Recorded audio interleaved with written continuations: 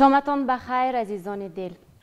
صوتی مناجات را شنیدیم. حالا در اجرای دسته نوازندگان و هنرمند انسامبل شش مقام فیلارمونی دولتی تاجیکستان به نام اکا شریف جورایف رحمتزاده بیژن و باور داریم که این آهنگ، این نوازش توانست به قلب‌های شما کار کند و در ضمیر قلب و در خاطرتان یادهای نکو و گرم را بیدار سازد. و چه خیلی پی بردید عزیزان دل، این شام ما باز هم با انسامبل شش مقام فیلارمونی دولتی تاجیکستان برنامه خاطره ها را پیشنهاد می سازیم و باز چند سرود و آهنگ را منظورتان می سازیم. امید داریم که این برنامه نیز در قطار دیگر برنامه ها پسند شما می آید. حالا باشد صحبت داریم با یکی از فعالان همین انسامبل، هنرمندی جوان، هنرمندی که الکی نوبسته از جوانیش ما و شما می شناسیم. بارها در این برنامه اشتراک کردن زایشا حیدرов. هر یک شما را خوش آمدید میگیم. سلامت باشید. اولا سلام و درود خود را به مخلصان تلویزیونی سفینه و به شنوندگان و تماشابینان برنامه خاطره ها میرسانیم. چون شنیدیم صفت مناجات را، راستی از شنیدن این آهنگ یادی از استادان می آید و یادی از خاطره ها. صفت مناجات را بسیار رحمتزاده بیژن، یک مطرب بسیار ممتاز هستند. سهم خود را به موسیقی ملی گذاشته ایستادند. یعنی به اثرهای بزرگ دست میزنند. بله، صفت مناجات بسیارتر با سرود معمول است و بسیارتر یعنی با غزل حافظ گل بیروخیار خوش نباشد، به باده بهار خوش نباشد، یعنی معمول است. امروز چون شنیدیم یعنی با طرز نوازش اجرا نمودند. من فکر میکنم که بسیار عالی بود و تماشابینان شاید از شنیدن این کمی به خود حلاوت برند. هر یکی هنرمند الکی وظیفش همین است که باید به مردم روحیه خوب بخشد، با سرود، با نوازش و کوشش کند که تماشابین را به خود جلب نماید. وظیفه این نوازندگان ما، هنرمندان انسامبل شش مقامی فیلارمونی، اولین درجهش باید کوشش کند که مخلصان خود را پیدا کند و من باوری دارم که الکی مخلصان خود را پیدا کرده است و اینم با همین برنامه خاطره ها یک چند هنرمندان ما را شناختند و الکی میشناسندش و احترامش میکنند. بله، و رسالت هر یک هنرمند حرفه‌ای، هنرمند اصیل هم در همین است که نوبسته از آنی که او در یگان انسامبل یعنی دست جمعانه فعالیت دارد یا ندارد باید خود را نشان دهد، مخلص خود را دریابد. بله، کوشش کند که همچون خود را هنرمند معرفی نماید. با بهانه همین برنامه هر یک هنرمند هنری خود را صیقل میدهد و خودآموزی میکند و خود را معرفی میکند. درست. باید پیوسته کوشش کند و همین طریق صنعتش نیز بزرگ میشود، مکمل میشود. و این آهنگ را که حالا طریق نوازش پیشنهاد کردید، اختیاری که باشد، اختیاری خودی بیژن و یا انسامبل دست جمعانه؟ نه، خودی بیژن هستند که همین اثر را انتخاب نمودند و پیوسته تمرین نمودند. بسیار حسیاتی بلند دارند، شنوایی خوب دارند. این موسیقی را پیوسته باید مشق نمود، تمرین نمود و هنری خود را صیقل داد. همین موسیقی هایی که در ژانر مقام نواخته و سروده می شود به همدیگر خیلی مانندی دارد. از این رو نیز شاید گمان میکنم هرچی بیشتر این را باید آموزش کنیم پیش از آنی که به بیننده معرفی میکنیم و یا پیشنهاد مینماییم. و این موسیقی را شما دوام چقدر وقت تمرین کردید تا اینکه پیشنهادی بیننده سازید امروز؟ راستی بار اول من این موسیقی را در یک ثبت گوش کردگی بودم، خیلی به من پسند آمدگی بود و من این موسیقی را پیشنهاد کردم. استاد ارگشف قبول کردند و با همراهی انسامبل کارکرد کردند و ما امروز پیشنهاد بینندگان گرداندیم. طولی 2 هفته تمرین کردیم. واقعا همین هر آن موسیقی که از جانب همین انسامبل پیشنهاد بینندگان میگردد البته که حتما زیاده از 2 هفته و یا زیاده از 1 ماه تمرین می شود و این مسئولیت همین انسامبل را نشان می‌دهد. ما کوشش میکنیم که یک چیزی پخته رو برای شنوندگان آماده نموده باشیم و چون گفتیم صفت مناجات این یکی از پرده های مقام های دوگاه ایجاد نمودند و از همین از مقام دوگاه یعنی الهام گرفتند و یعنی موسیقی کلاسیکی و سرودهای کلاسیکی هم گفته میتوانیم. میتوانیم گوییم که یکی از موسیقی های عرفانی می باشد. بله. محتوای خیلی بلند دارد. بله و آهنگش هم بسیار پسند است و گوش نواز است رو. بله بار اول است که من همچون موسیقی یعنی میشنوم و خود آواز نای برای انسان روحی بلند میبخشد و با شنیدن صدای نای دنیای دیگر یعنی وارد میشوید. صحرای وسیع پیش نظر می آید. منظره زیبا، خصوصا منظرهای زیبای تاجیکستان. بله. و چنانه گفتید در مقام دوگاه اجرا شده است. بله. خیلی میدونیم شش مقام یک موسیقی خیلی پرقناعتی ما می باشد و از 6 مقام بیچون و چرا عبارت است که اینها راست، بزرگ، نوا، دوگاه، سهگاه و عراقند. بله. بیاید کمی تفاوتی همین مقام ها رو، همین پرده ها رو با ما و بیننده کمی گوید به طور عمومی با اون خیلی نه که علمی باشد. مقام خود از جای است. بله، معنی خود کلمه مقام مقام یعنی مقام هم میگویند، مقام هم میگویند در پرده تنبور همین مقام هایی که راست، بزرگ، نوا، دوگاه، سهگاه ایرا گفتیم ایجاد نموده است و اینها به دو شعبه جدا می شوند، یعنی قسمت مشکلات و نثر.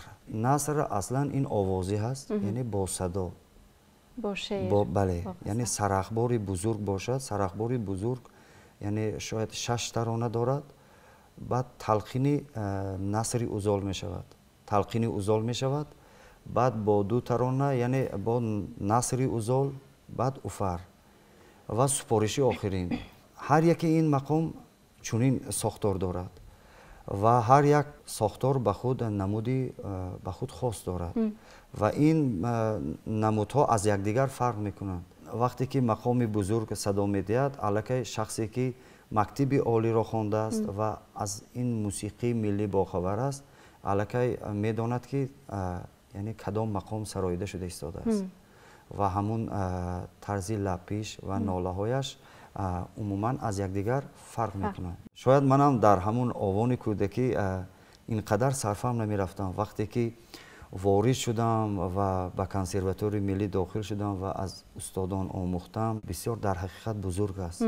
و اینچنین میگویند 6 مقام را میتوانیم گوییم که یک علم جداگانه است. بله. که ما باید حتما آموزمان را، اگر خواهیم که در همین سمت فعالیت بریم، حتما باید خوبتر و چقورتر آموزیم. بله و این مقام ها رو وقتی که آموختید باید تکرار کنید. باید تکرار کنید انسان. بله، و از خاطر نبراید. انسامبل 6 مقامی فیلارمونیا همه ساله در روز 6 مقام این مقام هایی که شما گفتید این سال کوشش داریم که مقام بزرگ را برای مخلصان پیشنهاد نموده باشیم. اینچنین میگویند همین انسامبل 6 مقام فیلارمونی دولتی تاجیکستان هر یک اعضایان خود را به ارمان نمیماند، یعنی حتما که به آرزوی خود میرساند. بله. و آن نفری که میخواهد یک نوازش را و یا یک سرود را بسراید مراجعت کند، حتما دستگیری خواهد یافت. بله، از طرف راهبر انسامبل ما همه وقت کوشش میکنند که جوانان را روی صحنه بیارند.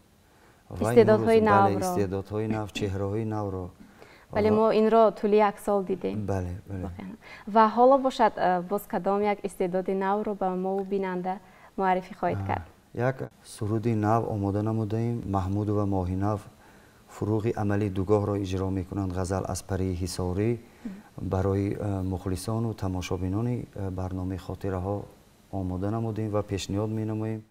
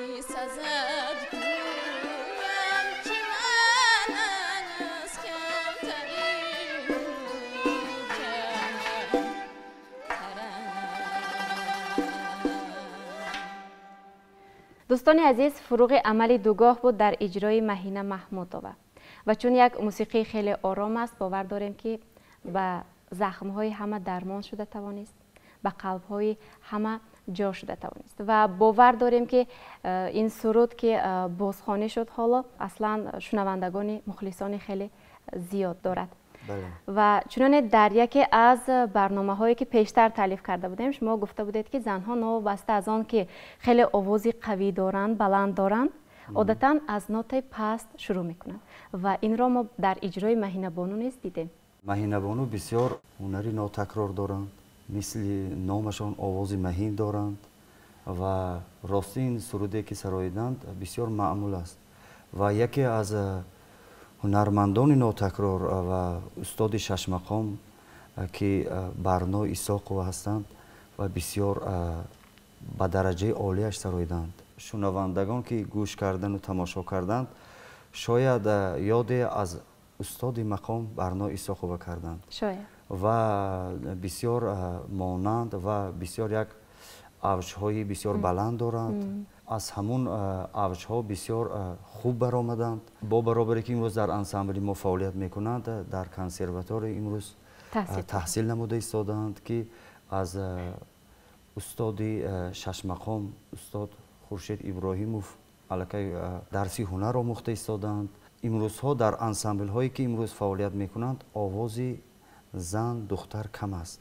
کوشش نموده ایستادیم که دخترهایی که آواز خوب داشته باشند و استعداد داشته باشند حتما به این درگاه دعوت نموده ایستادیم و کوشش کنیم که همین موسیقی ملی خود را، همین شش مقام تاجیک را به جوانان آموزانیم. واقعا صد آفرینشان که در برابر دانشجو بودند و این گونه اثری بزرگ دست زدن و چنانه استادان این ژانر که اینقدر حرفه‌ای اجرا کردن در برابر آنها اجرا کردن یک مسئولیت بزرگ است خودش. طولی چقدر وقت این را تیار کرده باشند؟ مدتی 1 ماه شد یا زیادتر شد. ما در همون انسامبل جدول داریم و طبق همون جدولی کاری مشق و تمرین نمودند. مهینه بانو وقتهای خالگی میبینند با همراه مطربان این انسامبل مشق و تمرین می نمایند. خود معلوم است که بسیار سرود پخته رسیده است و تمام نازکی هایش را الکی مهینه بانو سراییدند. بله، یعنی سرودی خیلی زیبا بود و خیلی میدانیم مهینه بانو شهروند جمهوری ازبکستان می باشند. برایتان دشوار نبود سرودنی سرودی تاجیکی؟ از آن سبب که شش مقام را دوست می دارم، شعر و غزل را از یاد کردن برای من مشکل ندارم. یعنی همین محبت است، همین صداقت است به صنعت که صنعتکار را حرفه‌ای میکند، به مراد خویش میرساند. از مهینه بانو همین سرود را با ازبکی‌شان میدانند و این الکی برای این کس باز یک تجربه زیاد شد که هم ازبکیش رو میدانند هم تاجیکیش رو میدانند. این یک بردباری است. بله. این یک دستاورد است. و باز هم کدام سرود رو اجرا میکنیم؟ یک سرود نو از ایجادیات حافظ خلقی تاجیکستان استاد شش مقام استاد بای محمد نیازوف آماده نمودیم که یکی از هنرمندان و چهره های شناخته این انسامبل شاه صنم یوسفوف اجرا میکنند. همراه مطربان آماده نمودند و زحمت ها کشیدند. میگویند شنیدن کی بود مانند دیدن. خب میبینیم شاید از شنیدن سرود با صحبت را دوام میدیم. میبینیم و باور داریم، امید داریم که به این باوری ما شاه صنم سزاوار خواهند بود. بله. و بسیار زیبا اجرا خواهند کرد و خیلی میدانیم اون سرودهایی که استاد بای محمد نیازوف سرودند همه اش را مردم از یاد میدانند. بله.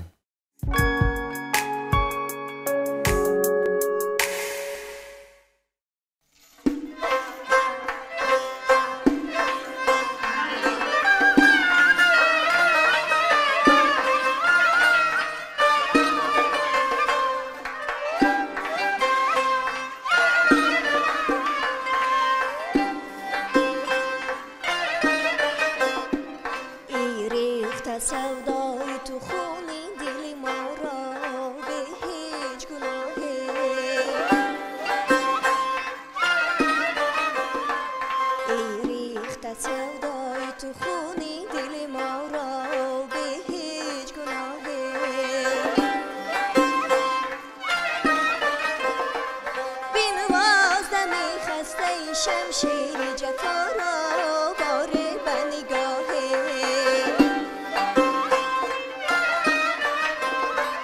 بینواز دم خسته شمشیر جفا را باره به نگاهه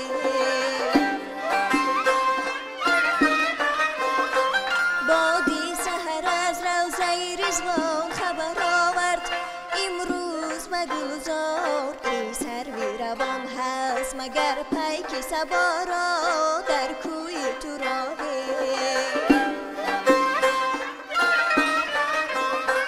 ای سروی روان هست مگر پیک صبا را در کوی تو راهه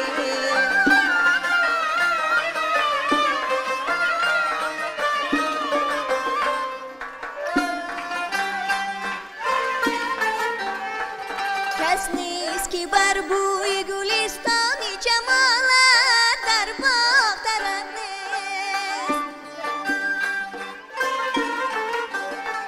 چون لالزی غم چاک زده جیب قبارا و افکنده کلاهه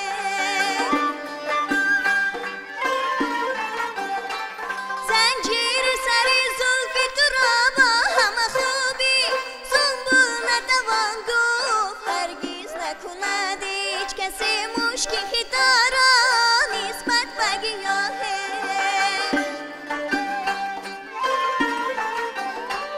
هرگز نکند هیچ کسی مشکی دارا نسبت به گیاهه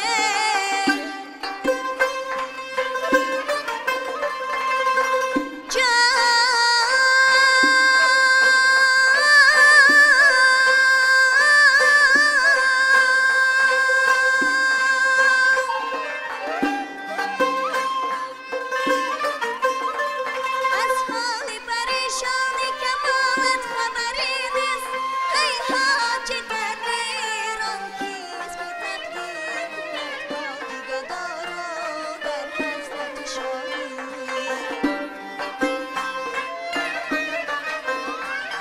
آن کیست که تقدیر کند با دیگه دارا در حضرت شاهی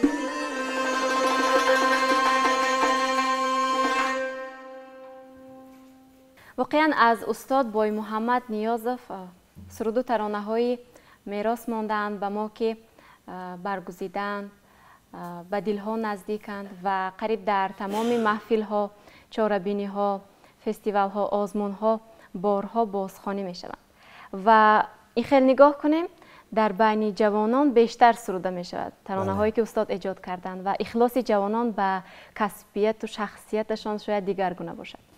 این بزرگی هنرمند است که وقتی که سرود ایجاد میکند و سرودی او معمول می شود این همون بزرگی هنرمند را نشان میدهد. در حقیقت استاد بای محمد نیازوف هنرمند ناتکرار بودند، ایجادکار ناتکرار، آهنگساز ناتکرار بودند که با برابری 6 مقام خواندند.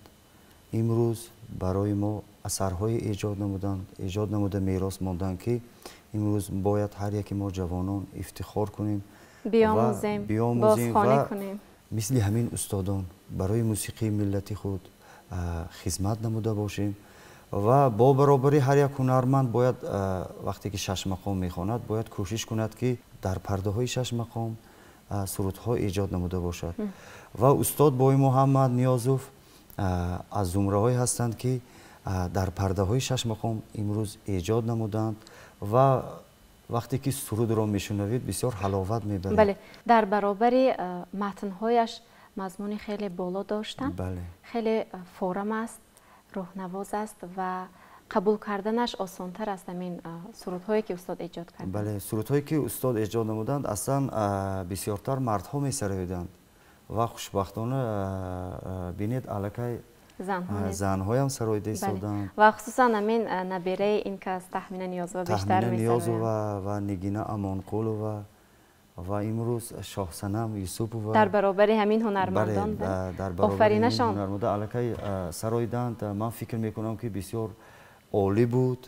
بله، بسیار خوب سرایدند. از اینجا معلوم می شود که بیشتر گوش میکنند ایشان را. بله، بیشتر میل دارند، رغبت دارند. این سرود را کی انتخاب کرد؟ این سرود را خود شاه صنم انتخاب نمودند و برای نوازندگان و راهبری انسامبل پیشنهاد نمودند. این سرود را پذیرفتند و تمرین نمودند. باوری دارم که در آینده با سرودهای نو و تازه یعنی انتخاب نموده برای مطربان ما پیشنهاد می نمایند. کوشش میکنیم که با سرودهای نو و تازه در این برنامه ها برآمد نماییم و ما نیز باور داریم، امید داریم که به این هدف خود، به این مقصد خود حتما که میرسید.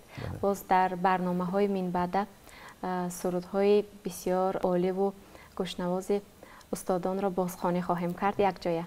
بله. بار دیگر خوش آمدید. سلامت باشید. دوستان عزیز، یادرس میشویم اینجا مهمان برنامه امروزه خاطره ها بودند دسته نوازندگان و سرایندگان انسامبل شش مقام فیلارمون دولتی تاجیکستان به نام اکا شریف جوریف. خانه آباد باشید. خیر.